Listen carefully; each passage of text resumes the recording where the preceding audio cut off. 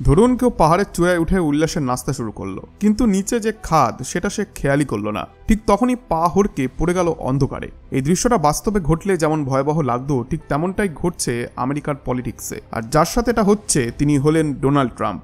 2025 সালের 20 জানুয়ারি যখন ট্রাম্প শপথ নিলেন, তখন সবকিছু ছিল তার পক্ষে। তিনি পাওয়ারের পিকে ছিলেন, দ্বিতীয়বারের মতো প্রেসিডেন্ট হচ্ছেন তিনি। জনগণের বিশাল সমর্থন ছিল, কংগ্রেসের 2 হাউসেই তার আধিপত্য, আর আন্তর্জাতিক মহলেও তখন ছিল তার আলাদা গ্রহণযোগ্যতা। এমনকি ভারতেও মানুষ ট্রাম্পকে মজবুত নেতা হিসেবেই দেখত। তিনি তখন ছিলেন নিজের কেরিয়ারের সব থেকে শক্তিশালী জায়গায়, কিন্তু এটাই ছিল সেই খাদ যেটা তিনি খেয়ালই করেননি। শপথ নেওয়ার কয়েক সপ্তাহের মধ্যেই একের পর এক এমন সিদ্ধান্ত নিতে থাকলেন ট্রাম্প, যার ফলে তার নিজস্ব মানুষগুলোই তার বিপক্ষে দাঁড়াতে শুরু করলো। শুরুটা অবশ্য ভালো ছিল, চীনের বিরুদ্ধে ট্রেড ওয়ার, ভারতের সঙ্গে সম্পর্ককে মজবুত করা, বিশ্ব নেতাদের সঙ্গে যোগাযোগ, আর সবকিছু ছিল একদম পরিপাটি। কিন্তু তারপরেই এলো সেই অদ্ভুত মোড়। ট্রাম্প যেন নিজের মধ্যে এক সুপার হিরো ভাব নিয়ে নিলেন, যে গোটা পৃথিবীকে নিজের ট্যারিফ জালের মধ্যে বেঁধে রাখবেন। তিনি প্রায় সব দেশের ওপরই ট্যারিফ বসাতে শুরু করলেন। সবাই অবাক হয়ে দেখছিল, এটাকে শুধু চীনকে থামানোর জন্য না পুরো বিশ্বকে শত্রু বানানোর জন্য। কিন্তু সব থেকে অবাক করার বিষয় ছিল যে এই ট্যারিফ থেকে যেই 2 দেশকে ছাড় দেওয়া হয়েছিল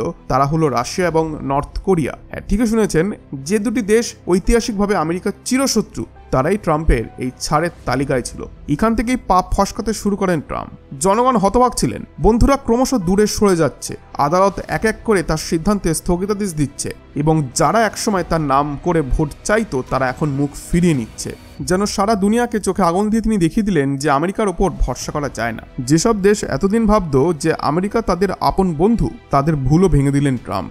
আমেরিকার যেটুকু রেসপেক্ট এবং বিশ্বস্ততার সুনাম ছিল দশকের পর দশক ধরে গড়ে ওঠা, তিনি তা কয়েক মাসেই ধুলোয় মিশিয়ে দিলেন। এরপর এমন কিছু ডিসিশন আসতে শুরু করলো যেন মনে হতে লাগলো যে ট্রাম্পের কাছে রাশিয়া বা চীনই তার শত্রু নয়, বরং এখন তার আসল শত্রু ভারত আর ইউরোপ।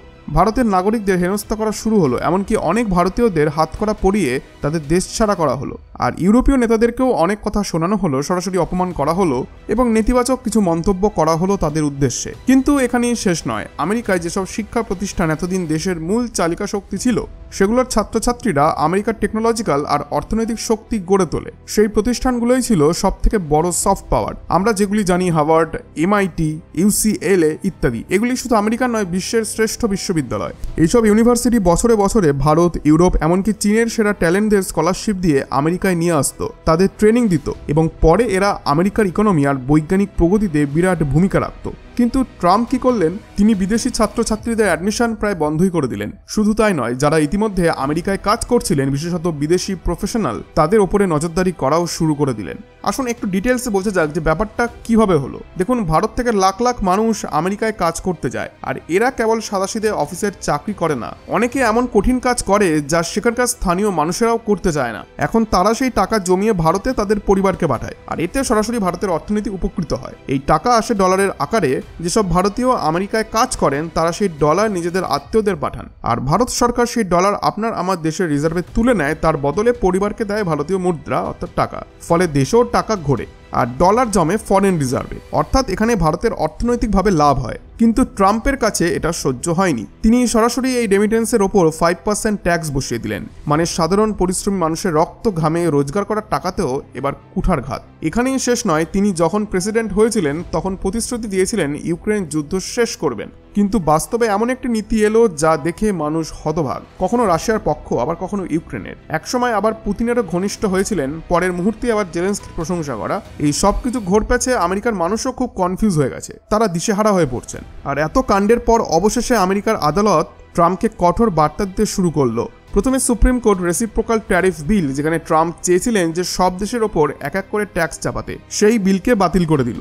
মাত্র 4 মাস ধরে তৈরি করা সেই বিল এক ঝটকায় উড়িয়ে দিল আদালত। তাছাড়াও যেটা নিয়ে তিনি সব থেকে বেশি সবর ছিলেন, যে বিদেশি ছাত্রদের স্কলারশিপ বন্ধ করা এবং ইউনিভার্সিটির ফান্ড কাটা, সেগুলিও আদালত আটকে দিল। এখানেও ক্ষান্ত না হয়ে সুপ্রিম কোর্ট স্পষ্ট জানিয়ে দেয় যে হ্যাঁ, আপনি প্রেসিডেন্ট বটে, কিন্তু আপনার ক্ষমতার একটি লিমিট আছে। আপনি যদি সেই লিমিটটিকে ক্রস করেন তাহলে আদালত হস্তক্ষেপ করবেই। আরও অবাক করার মতো তথ্য হলো যে গত 4 মাসে ট্রাম্প যতগুলি ডিসিশন নিয়েছেন তার প্রায় 80% সিদ্ধান্তই আমেরিকার সুপ্রিম কোর্ট স্টে করে দিয়েছে বা হোল্ড করে দিয়েছে, কিংবা রিভিউর জন্য থামিয়ে রেখেছে। এমনকি যে বিলটা কংগ্রেস পাস করেছিল ট্রাম্পের অনুরোধে, সেটাও আপাতত স্টে করে দিয়েছে আদালত। কারণ এই বিলের মধ্যে বিভিন্ন ধরনের বিতর্কিত ট্যাক্সের প্রস্তাব ছিল, যা নিয়ে ইলন মাস্ক সহ বহু ইন্ডাস্ট্রি লিডার অসন্তুষ্ট ছিলেন। ট্রাম্প নিজে যে বিলকে নিজের জীবনের সবথেকে বড় বিল বলেছিলেন সেটাও বাতিল হয়ে গেছে। এখানেই শেষ নয়, এক এক করে তার সব ঘনিষ্ঠ বন্ধু আর সঙ্গীরা তাকে ছেড়ে যেতে শুরু করেছেন। সবার আগে ইলন মাস্ক, যিনি ট্রাম্প অ্যাডমিনিস্ট্রেশনের সঙ্গে কাজ করার জন্য একটি বড় পদ গ্রহণ করেছিলেন, তিনি প্রকাশ্যে সেই পদ থেকে ইস্তফা দিয়েছেন এবং ট্রাম্প অ্যাডমিনিস্ট্রেশনের সঙ্গে কানেকশনকে ছিন্ন করেছেন। তারপর ধীরে ধীরে ট্রাম্পের নিজের ক্যাবিনেটের লোকেরাও মুখ ফিরিয়ে নিচ্ছেন। আর এখন অবস্থা এমন যে ট্রাম্পের নিজের পার্টি রিপাবলিকান পার্টির মধ্যেই এক বিরোধী গোষ্ঠী তৈরি হয়ে গেছে, যার নামই হয়ে গেছে রিপাবলিকানস এগেইনস্ট ট্রাম্প। সবচেয়ে ভয়ানক খবর ট্রাম্পের জন্য হলো যে মাত্র 4 মাসের মধ্যেই তার জনপ্রিয়তার ভয়ঙ্কর পতন দেখা যাচ্ছে। স্ক্রিনে যে ট্র্যাকার আপনি দেখতে পাচ্ছেন সেটা অনুযায়ী ট্রাম্পের ডিসঅ্যাপ্রুভাল রেট এখন 52% ছাড়িয়ে গেছে। অর্থাৎ যদি আজই আমেরিকায় ভোট হয় তাহলে দেশের অধিকাংশ মানুষ তার বিরুদ্ধে ভোট দেবে। একসময় তার অ্যাপ্রুভাল রেটিং ছিল 56%, এখন সেটা নেমে দাঁড়িয়েছে মাত্র 40 থেকে 42%-এ। এই পতনের কারণ একটাই, ট্রাম্পের ভুল সিদ্ধান্তের পর ভুল সিদ্ধান্ত। যদি তিনি শপথ নেওয়ার পর শুধু চীনের বিরুদ্ধে ট্রেড ওয়ার চালু করতেন তাহলে সারা বিশ্বের দেশগুলি তার পাশে থাকত। যে প্রতিশ্রুতি তিনি দিয়েছিলেন যে চীনকে কখনো আমেরিকার উপরে উঠতে দেব না, তা বাস্তবে রূপ নিত। আর ট্রেড ডেফিসিট কমানোর যে প্রতিশ্রুতি ছিল সেটাও চীনের ওপর ট্যারিফ বসালেই পূর্ণ হতো, তাহলেই আমেরিকার অর্থনীতিও ঘুরে দাঁড়াতো। কিন্তু এখন তিনি মোটামুটি সবার এগেনস্টেই চলছেন। নেতৃত্ব মানে শুধুই শক্তি প্রদর্শন নয়, বরং তা হলো সময়োপযোগী এবং বিচক্ষণ সিদ্ধান্ত নেওয়া। ডোনাল্ড ট্রাম্পের ঘটনাগুলি থেকে আমরা দেখতে পাচ্ছি যেখানে ভবিষ্যতে নিরাপত্তার বদলে স্বার্থ আর জেদের সিদ্ধান্ত বড় হয়ে ওঠে, সেখানেই সমস্যা শুরু হয়। আস্থা জনপ্রিয়তা যেমন পড়তির দিকে, তেমনি তার নেওয়া একাধিক সিদ্ধান্ত আদালতের দ্বারস্থ হচ্ছে বা সংশোধিত হতে বাধ্য হচ্ছে। এটা শুধু একজন নেতার রাজনৈতিক যাত্রার গল্প নয়, বরং এটা সমগ্র রাষ্ট্র পরিচালনার এক গুরুত্বপূর্ণ পার্ট। যে ভুল সিদ্ধান্ত এক দেশে নেওয়া হয় কিন্তু তার প্রভাব গোটা বিশ্বে ছড়িয়ে পড়ে। তাই এই ঘটনাটিকে শুধু ট্রাম্প বা আমেরিকার রাজনীতি হিসেবে না দেখে ওয়ার্ল্ড পলিটিক্সের পরিবর্তনশীল রূপ হিসেবেও দেখা দরকার। বন্ধুরা, নতুন অ্যানালাইসিস এবং গভীর পর্যবেক্ষণের জন্য চ্যানেলটিকে এখনই সাবস্ক্রাইব করে রাখুন। আমরা আবার ফিরে আসবো আরও তথ্যভিত্তিক এবং সংযত বিশ্লেষণ নিয়ে। ধন্যবাদ।